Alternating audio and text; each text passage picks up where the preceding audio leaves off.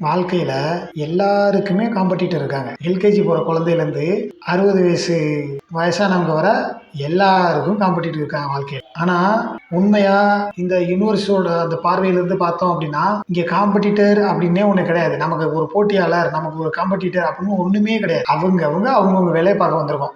நீங்க உங்க வேலைய பார்க்க வந்திருக்கீங்க இங்க. நான் என் வேலைய இந்த உலகத்துல பார்க்க வந்திருக்கேன். மத்தவங்க அவங்களோட வேலையை இந்த உலகத்துல பார்க்க வந்திருக்காங்க. அவ்வளவுதான். எல்லாரும் என்ன நினைக்கிறாங்க, நமக்கு ஒரு காம்படிட்டரை வச்சுக்கிட்டோம் அப்படின்னா, நம்ம இப்ப இருக்க நிலைமையை விட ஓரளவுக்கு ஒரு ஒரு ஸ்டெப் மேல போக அது கொஞ்சம் நமக்கு உந்து சக்தியா இருக்கும் அப்படின்னு நினைக்கிறாங்க.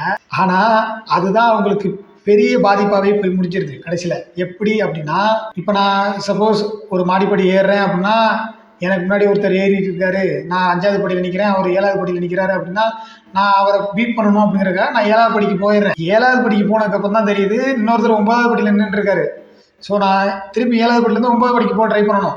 எப்படி காம்படிட்டரை பீட் பண்ணணும் அப்படின்னு நினைச்சேன். 9வது படிக்கு போனதுக்கப்புறம் தான் தெரியுது 11வது படியில் ஒருத்தர் இருக்கிறாரு, நான் அவரை பீட் பண்ணணும். திரும்ப நிற்காது அந்த இடத்துல மனசு.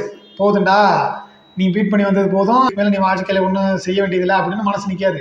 நீங்கள் 11வது படிக்கு போனால் 22வது படியில் ஒருத்தர் இருப்பாரு, நீங்கள் அவரை பீட் பண்ண ஓடிக்கிட்டு இருப்பீங்க. இப்படி தான் வாழ்க்கை ஃபுல்லாக நம்ம ஓடிக்கிட்டே இருப்போம். நாம இந்த உலகத்துக்கு வந்தது மற்றவங்க கூட போட்டி போடல. என்ன வேலையோ அதை செய்ய தான் நம்ம வந்திருக்கோம். அடுத்தவங்களை போட்டியாளராக நினச்சி நம்ம போட்டி போட நம்ம இந்த உலகத்துக்கு வரல. நம்ம நல்லா புரிஞ்சுக்கணும் ப்ளீஸ். அதான் நான் திரும்பவும் சொல்கிறேன், இந்த உலகம் நமக்கு என்ன கற்றுக் கொடுத்துருக்குன்னா, நீ உனக்கு ஒரு போட்டியாளரை ஃபிக்ஸ் பண்ணிட்ட அப்படின்னா நீ இருக்கிற ஸ்டெப்லேருந்து ஒரு ஸ்டெப் மேலே போக அதுக்கு உதவியாக இருக்கும்னு திரும்ப சொல்கிறாங்க.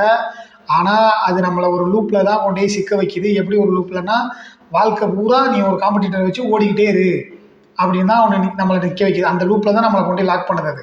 அதனால நீங்கள் வாழ்க்கையை அப்படி பார்க்காதீங்க. நமக்கு யாரும் காம்படிட்டர் கிடையாது.